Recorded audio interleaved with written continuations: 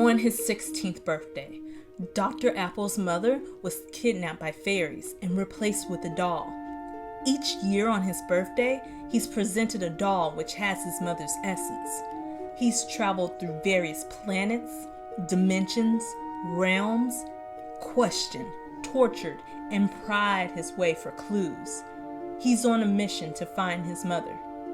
Welcome to the Dr. Apples universe. Hello, my name is Lacye.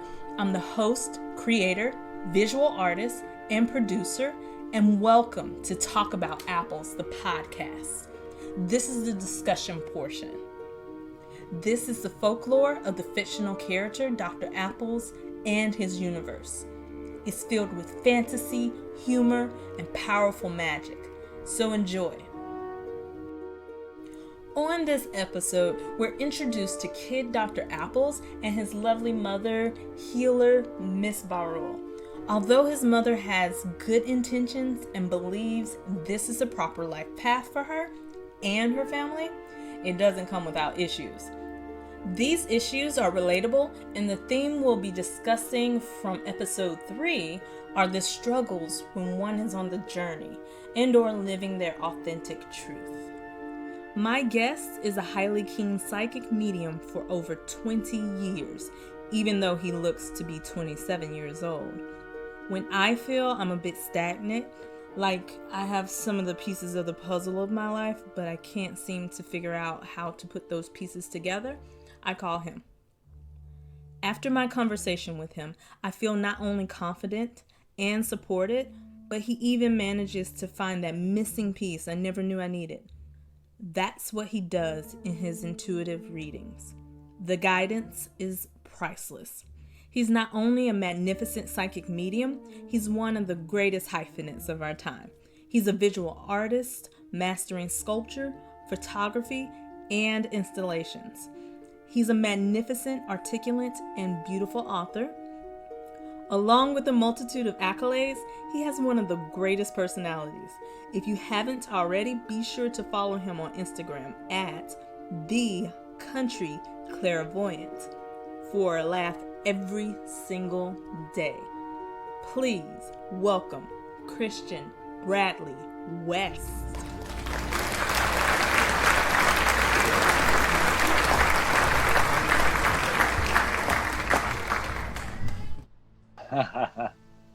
Welcome, Christian.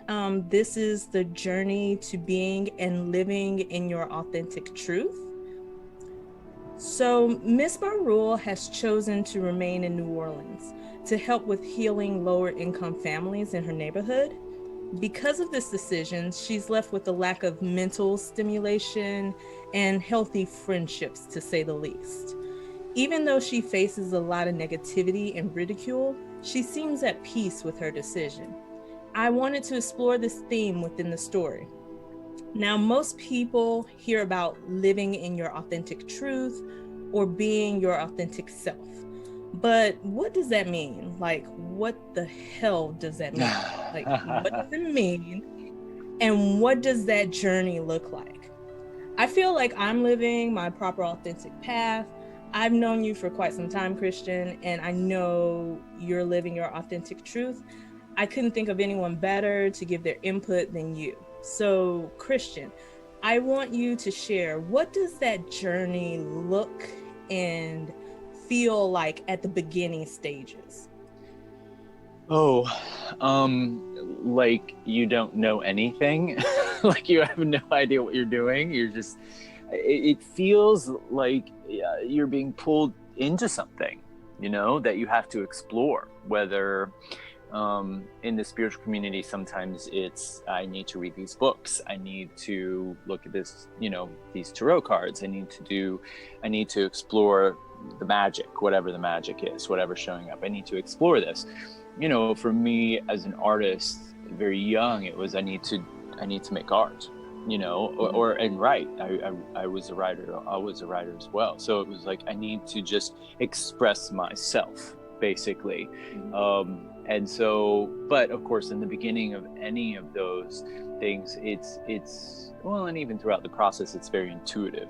It's not something that is always obvious. You just get drawn to something and you pick it up, and then as you move forward in it, there's kind of this curation process where you start to find the things, the people, the so forth that you align with, and in whatever the learning is, whatever the information is that you're acquiring in process. And then but in the beginning it tends to feel a little chaotic because there is no refinement.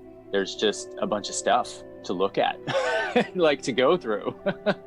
Yeah. Like, okay, what do I do with this? So, yeah.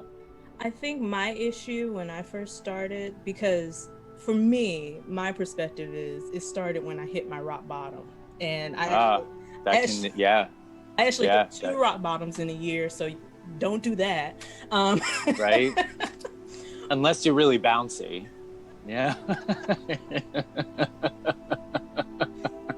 But that's when I'm like, okay, this is different. I'm headed towards this peculiar journey. I have no idea. And at that time, I was trying to find the logic and intuition. So I had issues with, is this me being intuitive, or am I just like doing this? Like, I was just so perplexed. Like, well, that's the chaos, right? That's the, what am I doing? And to your point, I would say as an adult, as I've aged and matured, that the rock bottom, or hitting that point where you feel very stripped of things, your expectations and your conditions, brings on the authenticity, because you have to completely stare into yourself and go, oh gosh, okay, so this is who I am, and let go of all the things not. Because the reason why I think we struggle with it is because we're conditioned from a very young age about who we should be, and so we get covered up with those expectations and those conditions that are imposed on us by our parents, the rest of the family, our educational systems, so forth and so on. So it's so that is the primary challenge, is to recognize really who we are not in order to discover who we are. And sometimes that involves hitting rock bottom, because we try to meet the needs and expectations of the world around us, and when that's not working, we go, oh crap, and we find ourselves in a place that is that, as you would say, the rock bottom, the okay, I did everything I'm supposed to do and that didn't work. Now what? Well, for me, the key word I would use is control, because I was an extreme control freak. And and how that worked for me. Yeah, well, and that's a part of it, because it's the fear, right? Yes. That comes on, like, oh my God, if I lose myself, if I lose this, then I won't be who I think I am. I won't be able to do what I think I need to do. I won't be able to live up to that role that I think I need to live up to. And so the control definitely becomes the thing at that point. So I relate to that as well. Oh man, like that was a journey, like many of years. So for someone so let's say we're on this authentic path and you have ups and downs, but at this point you feel good, you feel confident, you're on the right road towards happiness. Similar to Miss Barul, she seems at peace with her life, even though she faces ridicule. So Christian, what are the hazards of being your authentic self? So I'd like to just pause for a second and just say, okay, well, what, for those that are listening, what is the authenticity, and what is Miss Barul, like, what did she choose at some point? Well, to me, authenticity is you're living from your values, not the values that were given to you, right? By society, but your values. Yeah, exactly. So she, she's living in her values, which involves her hoodoo, her magic and so forth, and her healing ability. And so she can't not do that. And so some of the hazards which you mentioned in the story is there can be a certain loneliness sometimes, because not everyone sometimes it can be difficult to find the people who are also living their values, who are also living authentically, because a lot of people aren't, Right. And of course, if what you're living is different or looks different than other people, then that's it. So the other level of that would be that you get judged, which feels like a hazard, right? Like you're not included Right. in a group, or you're included in and that comes with the territory. That is something that I heard a quote yesterday that I wrote down in my notes for today, which is have the courage to be disliked. Right. Which is really actually very scary, because when we're living authentically, people won't see us, because they can only see us where they are, Yes. and only meet us where they are. So part of it is you lose people potentially in your life, and sometimes it's difficult to find the people. Although I have discovered that as you continue on the path, there might be a moment where you have that dark night of the soul, where you feel very alone and lost and so forth. But the people come eventually, you'll find them eventually.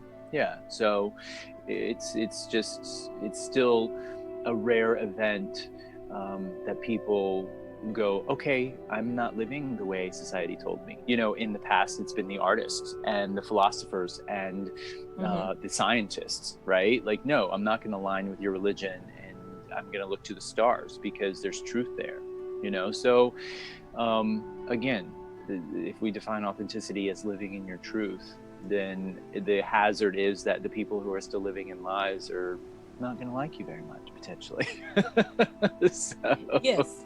And like one of the first rules I tell people who begin a spiritual path, I tell them, just similar to the quote you just stated, I guess just in a different wording. First rule is not to care what other people think about you. Once you have mastered that, you can kind of master everything else. Everything else will flow, because a lot of the issues revert back to the perspective someone has of you, especially family. That's hard to remove, especially if it contradicts what their standards are. So it's always just a great thing to just remember and just learn and grow and develop that into your subconscious, and eventually live that truth of, I don't care how anybody views me. Yeah, don't take anything personal. Really don't, because everyone's living in their own dream, their own little world in their mind. Absolutely. Coming from their own place, and yeah. What do you say? That's their perspective, how they react to you. Exactly. And going back to your point of control, that is one thing we can never control. There you go. I mean, we can try, we can fit into the role they want for us. I tell you, I have spent my entire life, huge chunks of it, trying to be something somebody else wanted me to be, in order to bring peace to a circumstance, for things to be calm, whatever. And it's never worked. Nope. Because if that person isn't happy with themselves, if that person is not living their authenticity, their truth, then they're not going to be happy. And so it doesn't matter what you do to be loving, kind, generous, supportive. It doesn't matter. So I've just learned you can't be too concerned with other people's opinion. Although I say all that, I still struggle with it. Me sending out my book to agents right now, worried that I'm going to get judged by these people for the work I've done, So I'm still on the path, You'll get there. Exactly. I send things off, and if someone says yes, I'm like, yes. If someone says no, I'm petty, and I report you as spam, and then we're done. Right. So- oh my God.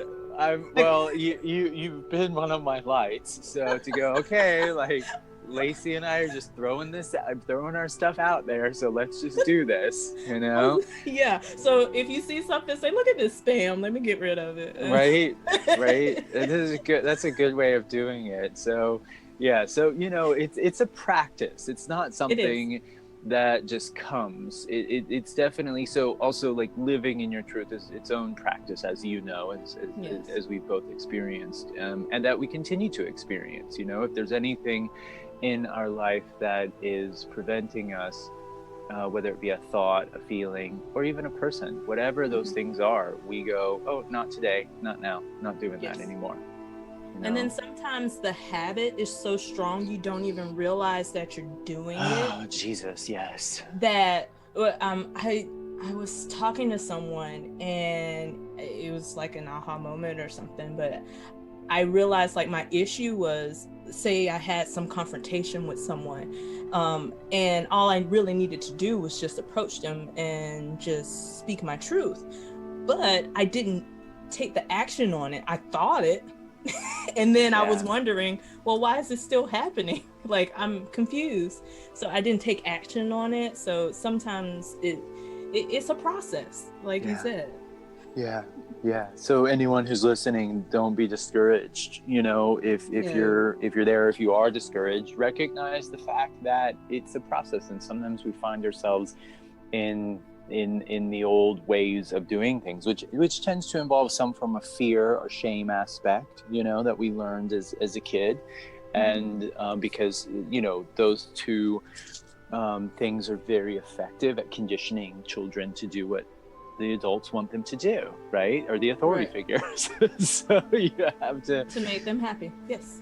Exactly, to get them to fall in line. So that's essentially what I was saying earlier, masks the authenticity. So a lot of people will spend their life trying to be something for someone else in order to be accepted and loved. And going back to your point of the hazard of living your authenticity is just that you won't be liked because you're not living up to other people's standards and their expectations, and potentially even fulfilling their survival needs that you maybe once were. So, yeah. And then I say, always ask yourself, are you happy? If you're conforming and making all of these changes for this individual, society, or culture, ask yourself, are you truly happy? Is this what makes you happy? And if the answer is no, then move on and keep going. Well, and even that's its own practice, because we spend a lot of time, at least many humans do, just trying to make others happy, trying to fit in, trying all of those things. And again, on this journey, as you continue forward with ever more awareness and presence, you discover that what you were doing, you thought made you happy, didn't. Right. And and you thought was your authenticity. Many people grow up and they get the family and get the job and make babies, and then somewhere down the road, generally called the midlife crisis, they go, oh my God, this isn't who I am. No, I did that in my 20s. I thought I knew who I was as a woman. I didn't know squat. And I thought I knew it all. And I'm like, you don't even know your own body. You don't know what you're doing, girl. Like, chill out. And during my divorce, that's when I just humbled myself. And I humbled myself, and then I just started all over seeing what it was I liked and I didn't like, just the basic fundamentals, and then just grew from there. I guess that would segue into my next question, because the hazards seem pretty annoying and frustrating at times. We get some good times, and then the bad times are there. You can't ignore that. But how or where do you find the inner strength to face it all? Jesus, that has been its practice in and of itself. It's funny, I pulled the strength card last night, or it fell out of the deck in Tarot. So I think for me, it is my spiritual practice. It is I go within now. I go, okay, whatever's happening around me, to your point, I can't control this. I can only do what I can do. So I can show up and I can do whatever's on the list, and I'm willing to change whatever's on the list. You know, I don't want to live in a straight line. Nothing, as you've experienced, as I experienced, is linear. So sometimes you have to adapt, improvise, and overcome, as it's been said. And so I'm willing to do that as well. And it constantly is going within. And I'll tell you something that brings me a lot of strength that I say to myself right now is I'm not a victim. I just go, I'm not a victim. The control factor comes in when you feel like the victim, and you need to fix everything within your reality in order to feel that sense of comfort again. And for me, sometimes it's like I can't. Sometimes, as I'm sure you've experienced as well, you try and do all of that and it still doesn't bring comfort. It doesn't work. And so, you know, things just, you potentially hit that rock bottom again, because you're just constantly trying to fix whatever you perceive as wrong in your reality, when sometimes all that's really required is to step back, go within, breathe, detach, and then and for me, I always say, show me the way. What do I do? And so I also, like I said recently, go, okay, I'm not a victim here. Like, yes, this is happening. Yes, this is going on, but how do I use it? What do I do? And use it hopefully in a very creative, in a do no harm fashion, so I can, you know, get on with whatever needs to get on with. Yeah, there are huge lessons in those moments, which is very difficult for me as well, which is why I usually say that's the moment when I have to look at the bigger picture. Yeah, that's the only way I can process it, because I'm so honed in and focused, and then emotions are invested into it, and so I can't see past that. And that's when I have to just really look at the bigger picture and say, hey, this is a goal. You want this, you want this. You have to learn whatever lesson this is. It'll make sense. Not right now, but a little later. Well, and that's why, to your point, yeah, like sometimes we can't see the big picture. And so we accept what we can see and accept that. And I say, you use the word humble, and I like that because I was thinking it, obviously. And so kind of my definition of humble is to accept the fact that you don't know what you don't know. And when it's time to know it, you'll know. Yeah, like, if you're paying attention, you're right.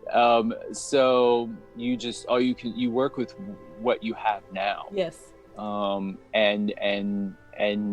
with your, I say, not just with your eyes open, but also your heart open. Like, and people correlate the heart really with love, but to me, it's in a spiritual sense, it's the center of our being. So it's the balance point. So there is, to me, there's a lot of intuition in that space, and so it's just like, I'm just available. I just go, okay, I'm available to whatever information needs to find me. Direct me, please, and I will do whatever needs to happen in those moments. Sometimes I will reluctantly do what needs to. Well, there's always that.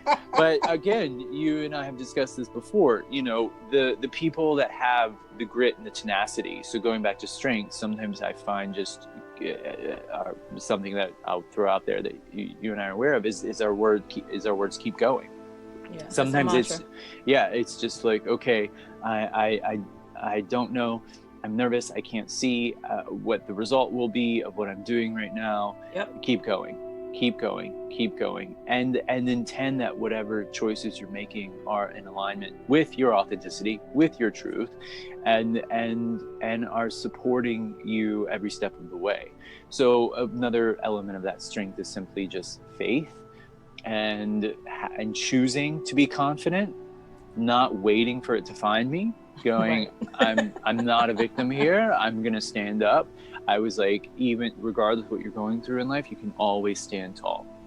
That's true. Keep going is synonymous with faith, because you don't have all the answers, or and you can't comprehend everything. So a lot of the times I look into the bigger picture and I just tell myself, keep going, because that's it. And usually after you've overcome that hump, you're like, oh, all right, yeah, that was nothing. Yeah, that was simple. Until it shows I could have up did again. that. Yeah. And you're like, I'm sorry. I was just kidding. There's been a lot of those, especially recently. It's very interesting. It's like something's accelerated for me.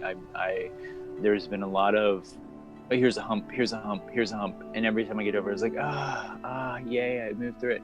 And right now, there's been a sticking point the last few days, and I'm like, oh, I can't. This hump needs to go away now. Like, I need to do it. So I've had to again go within and do the keep going. Just pick up where you are with everything you have, and just say, okay, this is what's happening right now, so I'm going to keep going. Boom. Yeah. That's it. Yep. Stop trying to find the logic. Just keep going. You have a goal. Keep going. Do it. Yeah. You know what you need to do. Just keep doing it. Yeah. So during this journey, I'm pretty certain you've encountered a couple of people who hop on, the spiritual path, or they desire to do so, and then for some reason they don't. It's pretty common, but based off of your opinion, what do you feel happens if you remain the same and you don't answer the call? So people that I've discovered who are truly called forward, your life will fall apart. Like literally everything will happen to move you in that direction. There will be signs, there will be symbols, there will be people, there will be resources, there will be information, which is its own resource. There will just be thing after thing after thing smacking you in the face to go, hey, look at this. And if you're not looking at it, then it will materialize in your life as chaos, as the breaking down of a structure, essentially, of an old structure, whether you like it or not. Although I have found that there are people who, even people I have dated for long lengths of time, who would have these moments of lucidity, who were aware, who could see, as you would say, the bigger picture, who did see the spirituality, who recognized it. But there's something in the practice called regression, where you have like this opening where you're like, oh, I'm so peaceful and calm, as you would say, I got over that hump, I'm great, I can do anything. And then of course another stressful circumstance presents, and then there's regression into potentially old ways, the fear, the shame, the grief, all that crud shows back up, and then the victim nature, and then you have to work through it again. So I find though that the people that maybe who don't recognize the regression, who aren't fully stepping into their awareness, will be pulled back over and over again until they get it. And many people suffer because of it. But I have found there's so much opportunity for us to live a very awakened, very peaceful life. But it's a choice. It has to be a choice. It's not so many, life does not happen to us. Life lives through us. So it's important to work with whatever that energy is that life is showing up as in that moment. For me, oftentimes, it's something creative, always, whether it's making a meme, writing the book, making art, and I have to pay attention to it. Yeah, I understand that. Yeah. Right? Of course you do. I can't help it. Yeah. And we can't. And so I would say anyone who's listening out there, if you're being called to something, pay attention to it. Don't let the fear voice come in and say, oh, that's just a hobby, or oh, I can't do that, or oh, I'm not talented enough, or I don't know enough, or whatever the story is. Also, to interject, also don't let other people's limited beliefs prevent you from going your path, because you can tell someone your idea and they will say that's stupid, or maybe you shouldn't do that, and you have to pause and take a moment and see where that criticism's coming from. Is it coming from a place of knowledge where they have gone that exact same path and therefore they know that is like destruction? Or is it that they're projecting their limited beliefs onto you? They don't feel like they can do it, therefore you can't do it. So you have to take into account that too. Don't let other people discourage you. If your heart tells you to do it, do it. Yeah. Yeah. Like, but again, oftentimes to that point, there's research that shows the heart communicates all the time, but the brain doesn't want to listen. Right. So if your heart's telling you to do it, then there again, another practice is listening to the heart and getting out of the head. The brain is the one where the control comes from. The control goes, okay, I have to do this. So I've been told that your brain gathers the information. The heart actually is the one that helps you to choose it. So the coherence comes in when the brain goes, okay, I got all this information. What do I do with it now? Like asking for advice, right? Instead of making the assumption based on its past or other people's opinions or so forth and so on, even your own opinions. What do I do now? You know, instead of asking it. So it really is about being willing and available to the questions in your life in order to reveal the unknown and become aware of it. And that is itself a spiritual practice. If everyone in the world today dropped their judgments, dropped their expectations, dropped their fears, everyone would be awakened. But everybody's brain is full of so much junk. And the heart's just sitting there going like, okay, anytime you want to have a conversation, I'm ready. When you I'm healing. Exactly. When you stop spinning your wheels, let's talk. So again, it goes back to having those conversations with ourselves and going, what is my truth? What is the truth? Yeah. So for the listener today, what is something that starting off, or if they feel as though they're in a flux about chasing their dreams, living their authentic truth, what is something that they can do today, right after this podcast?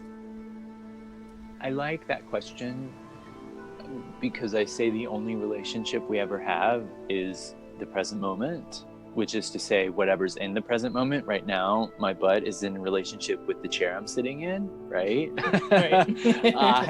My ears are in relationship to the earbuds, and I'm in relationship with you in this. So I like Arthur Ashe said, start where you are, use what you have, and do what you can. And so I love that quote. And so my perception is it's of utmost importance just to start wherever you are. Go, okay, what do I do now? And if you want to write a book, sit down and start. If you want to do a painting, sit down and paint. If you don't have the resources to do those things, go out and buy the supplies. Do whatever you can do now, whatever that looks like, in order to support yourself. And if that means taking a nap, then take a nap, you know, but never, as you know, never lose sight of what the goal is. Never lose sight of what you want to achieve, essentially. So it's like show up every day, and a book gets written one word at a time. So you show up every day and you put down the words that you can, and that applies to your life. Do whatever you can and use what you can. You know, some people go, oh, I don't have money. And I was like, it takes no money to start an Instagram account. It takes no money it doesn't, right? It doesn't take any money to sit down with a piece of paper and a pen. It takes no money to go take that walk for clarity. It takes no money to do a lot of things in life that we can do. And the interesting thing is that once we start, the resources seem to present at the most perfect, excellent time. And by the way, I need to follow my own advice. That's always important. Practice what I post on Instagram and practice what I preach. Oh my goodness. Because you'll Right. say something and then like that situation happens and it's like, oh, so I guess I gotta practice what I preach now, huh? Well, I heard one spiritual teacher, I can't remember his name, he's an author, he's written a lot of books, and he was very candid in an interview once, and he said, my family and the people that work for me tell me regularly I need to read my own books. Right? And so it's funny, we can channel the information, but putting it into practice and application is the key. So what can people do right now? Put your hand on your heart and ask yourself, what do I do now? And don't be afraid of The answer. right. Right. and nor the outcome, because Thank you. that's a part of the control as well. I'm only speaking out of experience. I'll put my hand on my heart and I'm like, okay, I expect to get this grand epiphany, and you're like, go cook some chicken. You're like, oh. Right. Right. Exactly. Really? This is right. what we're doing? Exactly. Well, there you go. Absolutely. And that's, but sometimes you don't know while you're cooking, the revelation comes. Exactly. Like you may reach that theta mode of Zen meditation and you get that information. And it's just sometimes a matter of gauging your level of how you'll receive more information. So it leads to another thing. Always. Right? Always, our world is full of form. It's like a wave on the beach. The minute one wave crests and falls, there is another one. Well, this seems like the perfect time for a segue. Game time, baby. Oh yeah, it's game time, baby. Okay, we're going to play a simple one today. We're going to play What's Your Favorite Line and Why? Easy peasy.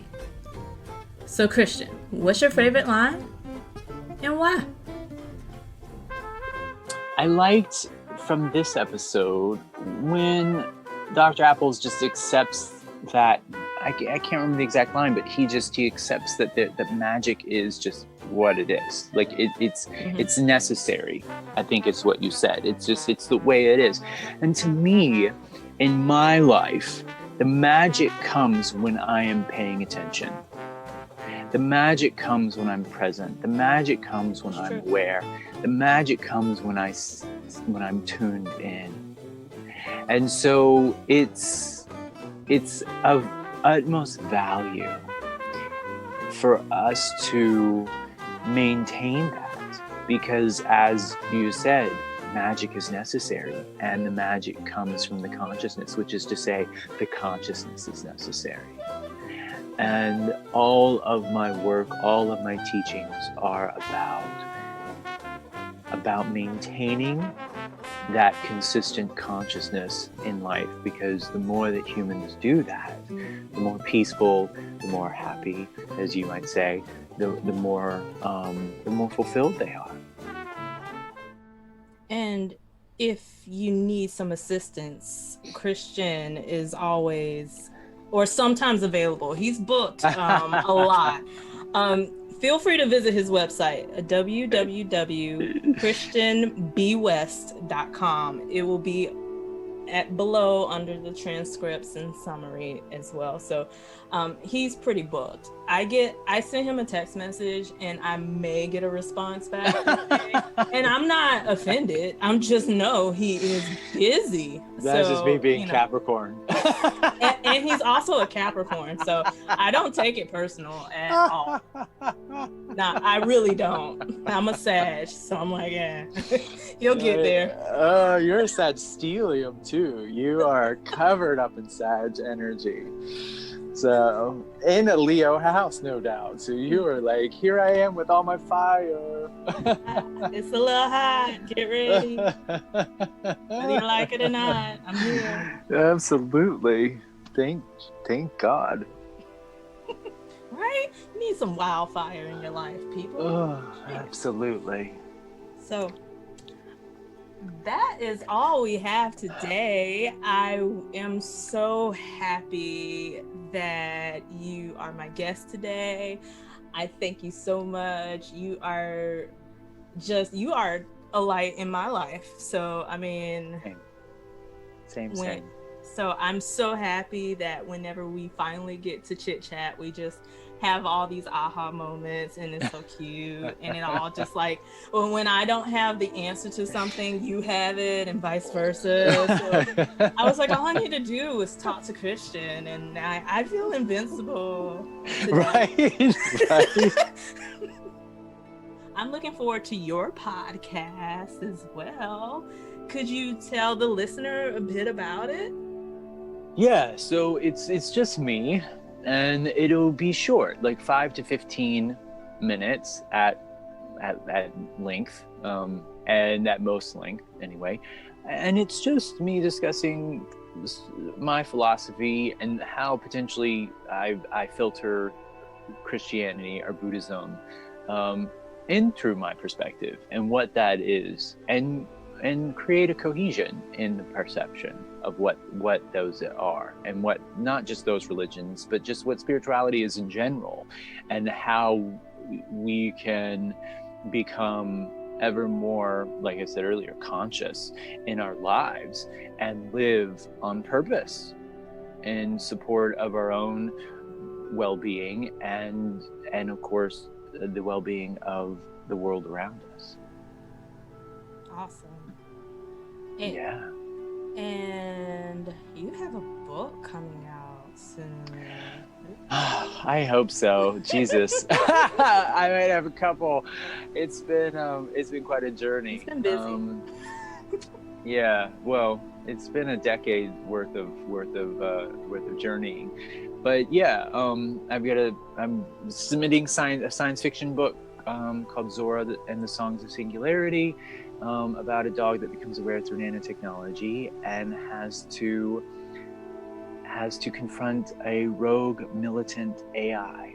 So that one is the one that I'm really pushing right now. So it's gonna be big. Yeah. Thank you for saying so that. Excited. I'm ready. I'm so ready. It's been 10 years. Big. I just want to be on one of the quotes. I told you so. It was big. Oh, I'm so ready. You'll definitely be in the acknowledgements. It is coming. It's happening. And along with the podcast. Oh, and the name of his podcast is You Are Here on Purpose. Yes. So, I love it. I can't wait to listen to it. Christian, it's been such a pleasure. I am so thankful for you, and I will post all of the links below, and people need to hurry up and schedule a reading from you. And don't be upset if he's booked. I told you already. So thank you so much. Thank you. It's been a pleasure. Absolutely.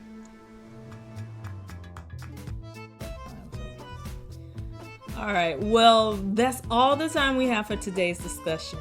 I would like to thank Christian Bradley West for joining me this week. Yay! Always a pleasure. I highly recommend getting an intuitive astrology booking for yourself or as a gift for someone. And if you have some annoying people around you, I also recommend his Bitch Be Gone spray. I use that pretty often. I, along with Dr. Apples, would love to hear your perspective on the story or any comments or share your current journey.